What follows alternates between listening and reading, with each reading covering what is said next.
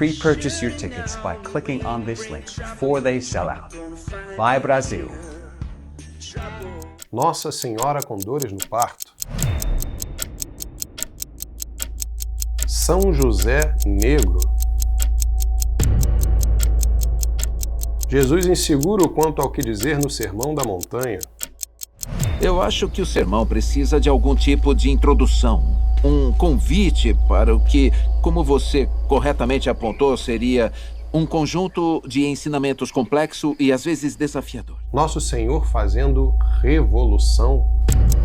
Eu não vim para ser sentimental e tranquilizador. Eu estou aqui para começar uma revolução. Caros amigos do Centro Dom Bosco, sejam bem-vindos mais uma vez ao Chave Católica. Eu sou Luciano Pires e hoje os convido a tratarmos do tema Convém ao católico assistir The Chosen?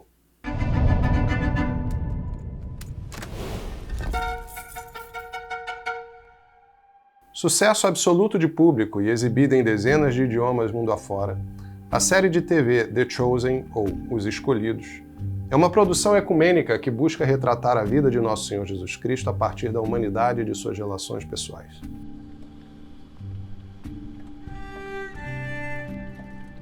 Com 3 temporadas já lançadas, parte do elenco, incluindo o ator principal, Jonathan Roumie, veio ao Brasil esta semana para a pré-estreia da 4ª temporada da série nos cinemas, em São Paulo, ocasião que nos parece oportuna para comentar a produção aqui no programa.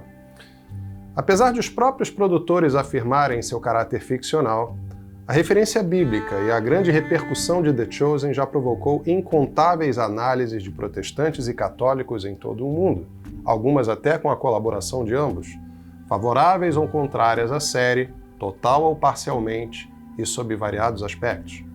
Não pretendemos aqui reproduzir tais análises nem mergulharmos nos inúmeros detalhes comparativos com as Sagradas Escrituras, como tem sido comum, mas apresentar a vocês uma análise propriamente católica, sobretudo dos princípios que regem a série, dos efeitos que ela pode produzir em nossa imaginação e do quanto ela de fato aproxima ou afasta o espectador do verdadeiro Jesus Cristo e de sua única igreja. Na verdade, isso me fez pensar por um momento. Este é mesmo o Filho de Deus. José depois me disse que por um momento ele pensou o mesmo. Quanto aos princípios, é fundamental assinalarmos que o criador e produtor da série, Dallas Jenkins, viu-se obrigado a esclarecer ao universo dito evangélico sua alegada relação com o mormonismo, uma doutrina supostamente centrada em Cristo, mas bastante heterodoxa, para dizer o mínimo, pregada pela Igreja de Jesus Cristo dos Santos dos Últimos Dias, seita fundada nos Estados Unidos no século XIX. Em segundo lugar, a produção é elasticamente ecumênica, reunindo católicos, protestantes e judeus na certificação de seus episódios. Ora, uma produção assim estruturada, a pretexto de reunir diferentes confissões em torno do verdadeiro Cristo dos Evangelhos, terá necessariamente que se reduzir a um denominador comum protestante e judaizante, o que significa, de pronto, rejeitar a tradição apostólica como parte legítima da revelação cristã para ficar apenas com a Bíblia, segundo o princípio conhecido como sola scriptura, criação da soberba igualitarista protestante que pretende deixar a cargo de cada consciência individual a temerária interpretação das Sagradas Escrituras, como se a própria Bíblia não tivesse sido, ela mesma, obra da tradição apostólica, única capaz de reconhecer e certificar a inspiração divina dos textos selecionados. E aí a Amanda acrescentou, ela que cuida da parte mais do texto, mesmo da escritura, diz que muitas vezes, enquanto eles estão estudando o roteiro, ligam para ela, para dizer, olha, escuta, me ajuda a entender esse pedaço, essa passagem, que eu não entendi direito. Então, essas conversas sobre a Bíblia já estão organicamente inseridas no dia a dia deles. A invalidade desse princípio é atestada pela própria Bíblia, como demonstra São João ao encerrar o seu Evangelho. Jesus fez ainda muitas outras coisas. Se fossem escritas uma por uma, penso que nem o mundo inteiro poderia conter os livros que se deveriam escrever. Ou seja, os apóstolos ouviram de Nosso Senhor muito além do que foi registrado nas Escrituras, e essa revelação oral sobrevive sendo transmitida, daí o termo tradição, desde os apóstolos até os bispos de hoje, sucessores dos apóstolos, e encontra-se registrada em inúmeros escritos, como nas obras dos padres e doutores da Igreja ao longo da história. Rejeitar a tradição da Igreja é, portanto, rejeitar parte considerável da verdade revelada por Deus para a nossa salvação. A esse respeito, vejamos também o que diz São Paulo aos Tessalonicenses. Assim, pois, irmãos, ficai firmes e conservai os ensinamentos que de nós aprendestes, seja por palavras, seja por carta nossa. E ainda o que diz São Pedro, primeiro Papa da Igreja, sobre a temeridade de se ler as Escrituras de modo independente, sem a referência da tradição e a assistência do magistério. É o que ele, São Paulo, faz em todas as suas cartas, nas quais fala nesses assuntos. Nelas há algumas passagens difíceis de entender, cujo sentido os espíritos ignorantes ou pouco fortalecidos deturpam para a sua própria ruína, como o fazem também com as demais Escrituras. Vós, pois, caríssimos, advertidos de antemão, tomai cuidado para que não caiais da vossa firmeza, levados pelo erro desses homens ímpios. Por fim, nos Atos dos Apóstolos, confirma-se a necessária autoridade do clero na instrução dos fiéis, no caso, a do diácono Filipe. Filipe aproximou-se e ouviu que o eunuco lia o profeta Isaías e perguntou-lhe: porventura entendes o que estás lendo? Respondeu-lhe: como é que posso, se não há alguém que me explique? E rogou a Filipe que subisse e se sentasse junto dele. Convém observar que o próprio fato de haver pastores em incontáveis denominações protestantes é prova mesma de que o princípio sola Escritura não se sustenta, uma vez que o claro entendimento das Escrituras sempre exigirá uma autoridade docente. Obstinados no erro, porém, rejeitam a tradição e o magistério de sempre da Santa Igreja para, na prática, criarem suas próprias tradições e seus próprios magistérios, pelos quais acabam por ensinar uma falsa fé e um falso Cristo. E os reformadores disseram que todos os crentes são sacerdotes. Daí veio a doutrina do sacerdócio universal de todos os crentes. A Confissão de Fé da Igreja Presbiteriana do Brasil afirma isso, que o Papa é o anticristo, porque ele se declara o cabeça da Igreja e o líder supremo da cristandade. Ademais, podemos ainda perguntar de quantos livros se compõe a Bíblia. Diante da discordância entre católicos e protestantes quanto ao número correto, a certeza protestante deveria se confirmar na própria Bíblia. Mas fato é que não há nela qualquer texto inspirado que afirme precisamente quais e quantos são os livros que a devem compor, de modo que a solução dessa questão passa necessariamente pela autoridade externa de uma tradição, o que contradiz o princípio de que só da Bíblia nos vem a integralidade da fé. Logo, somente na Igreja Católica encontra-se a coerência de princípios que nos ensina que a única Igreja fundada por Cristo apoia-se nas Sagradas Escrituras, na tradição apostólica e no Sagrado Magistério. Assim, dada a estrutura ecumênica de produção da série, assistir The Chosen equivale a ler uma Bíblia protestante, preenchida por tradições mundanas e guiada por um magistério ilegítimo e temerário, inclusive pela concessão eventual às agendas progressistas do momento, comumente exigida em produções desse tipo, de onde resulta que correm perigo, sobretudo, aqueles espectadores ainda iniciantes na verdadeira fé. E para demonstrar que só pelo que dissemos até aqui, o católico já encontra razões suficientes para evitar a série, vejamos o que diz o magistério de sempre da Santa Igreja a respeito da leitura de edições da Bíblia não autorizadas por ela. Por exemplo, lemos no Catecismo Maior do Papa São Pio X o seguinte: por que só se podem ler as traduções da Bíblia que são aprovadas pela Igreja? Só se podem ler as traduções da Bíblia que são aprovadas pela Igreja porque só ela é legítima depositária e guardiã da Bíblia. O que um cristão deve fazer se lhe fosse oferecida a Bíblia de um protestante ou por algum emissário dos protestantes? Um cristão a quem fosse oferecida a Bíblia por um protestante ou por algum emissário dos protestantes deveria rejeitá-la com horror, por ser proibida pela Igreja. E se a tivesse aceitado sem reparar, deveria logo lançá-la ao fogo ou entregá-la ao seu pároco. Por que proíbe a Igreja as Bíblias protestantes?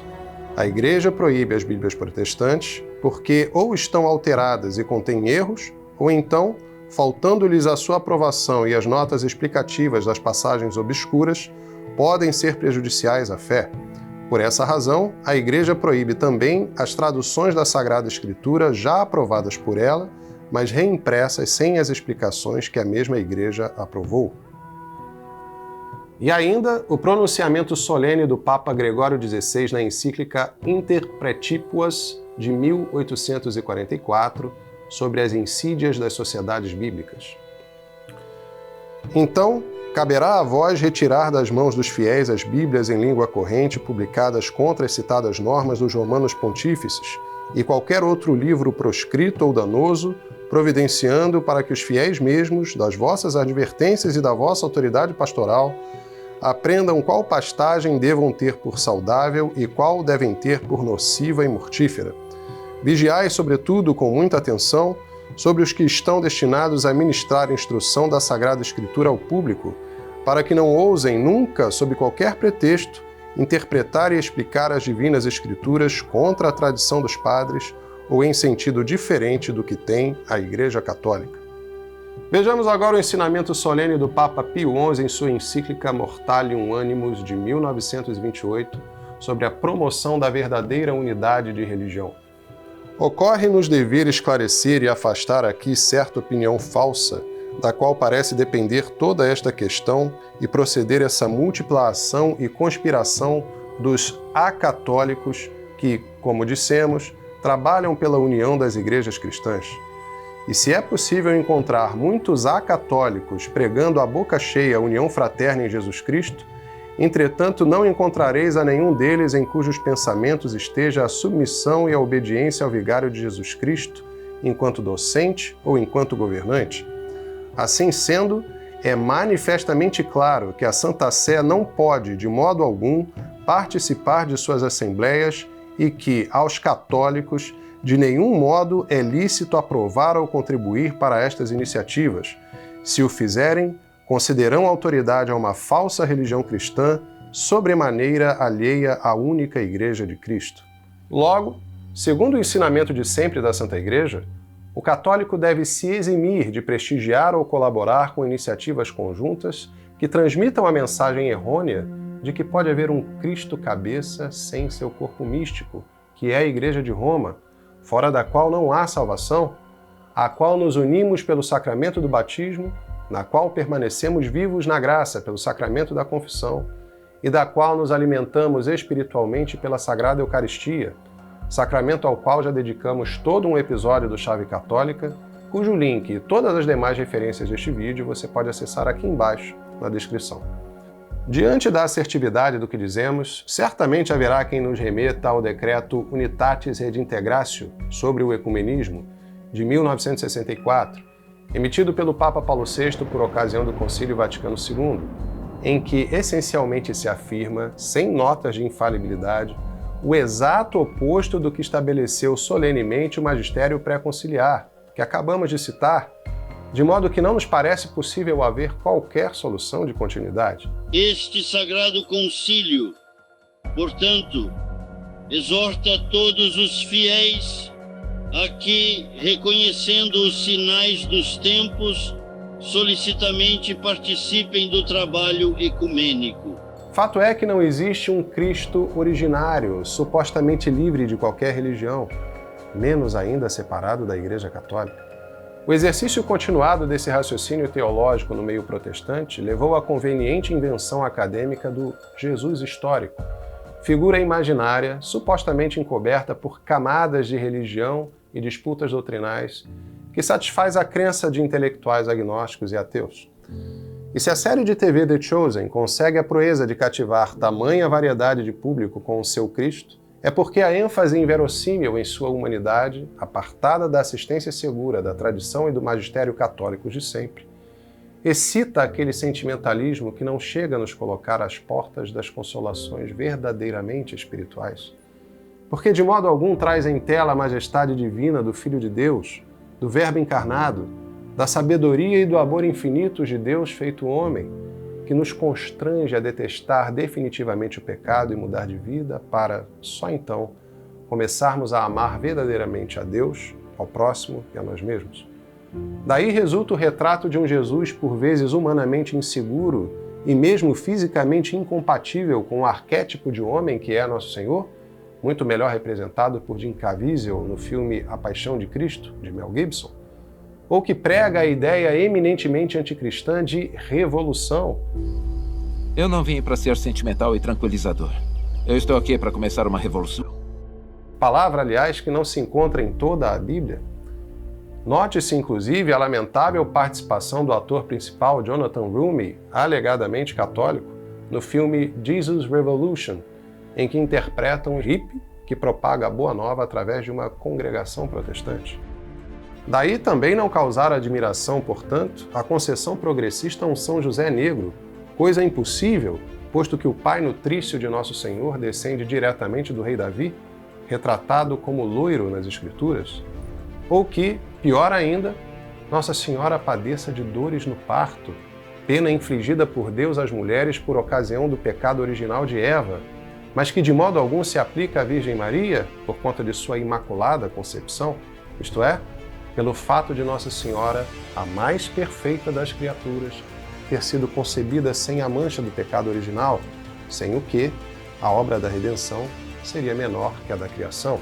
Quando o anjo chama Maria de cheia de graça, recharitomene, em grego, quer dizer, agraciada, praticamente feita de graça, né? Ele está aqui, isso acontece antes de ela ser mãe de Deus.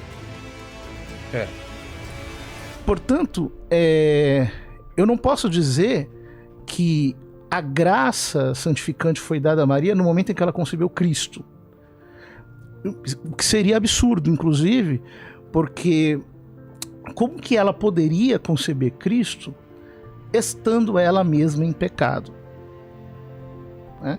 Se nós não podemos comungar em pecado, São Paulo diz que se a gente comungar em pecado, a gente comunga a própria condenação, como que a mãe de Deus iria receber o verbo em pecado? E mais, se Maria Santíssima não fosse imaculada, a obra da redenção seria pior do que a obra da criação. Porque Eva foi concebida sem pecado. Ademais, pelo dogma também da virgindade perpétua de Maria, a tradição nos ensina que Nosso Senhor nasceu através da virgindade de sua mãe, como a luz que atravessa um vitral sem quebrá-lo. Assim, a recusa em conferir à Divina Mãe a honra e a realeza que o próprio Deus lhe conferiu, além de gravemente ofensiva, é de grande prejuízo à imaginação e às consciências, que desta forma dificilmente alcançarão sua condição de corredentora e mediadora de todas as graças. Tudo posto, caros amigos, apoiamo-nos finalmente na advertência do Papa Pio XII em sua encíclica Miranda Prorsus, de 1957, sobre o cinema, o rádio e a televisão. Seria, portanto, reprovável qualquer indulgência com os filmes que, apresentando embora valores técnicos, ofendem a ordem moral ou, respeitando na aparência os bons costumes, contêm elementos contrários à fé católica. Assim, retomando a pergunta inicial deste vídeo, só podemos concluir que ao católico não convém assistir ou recomendar a série The Chosen, sob o risco grave de prejuízo à fé, com exceção talvez daqueles que, já firmes na doutrina e na vida espiritual, sintam-se preparados e vocacionados a melhor informar-se do erro para melhor caracterizá-lo e combatê-lo, assim como nós, do Centro Dom Bosco, humildemente nos vimos premidos a fazer. Não para atacar quem quer que seja ou para fomentar polêmicas, mas exclusivamente para a proteção, o bem e a salvação das almas que nos acompanham, bem como daquelas que ainda se encontram fora da verdadeira e única fé, por cuja conversão oferecemos nossas penitências e nossas orações. Gostou deste vídeo? Então curta, comente e compartilhe. Peço também que reze por nós e, se deseja contribuir para mais iniciativas como esta, acesse membros.centrodombosco.org e torne-se você também um membro patrocinador com qualquer valor mensal. Que Deus recompense imensamente a sua generosidade. Viva Cristo Rei!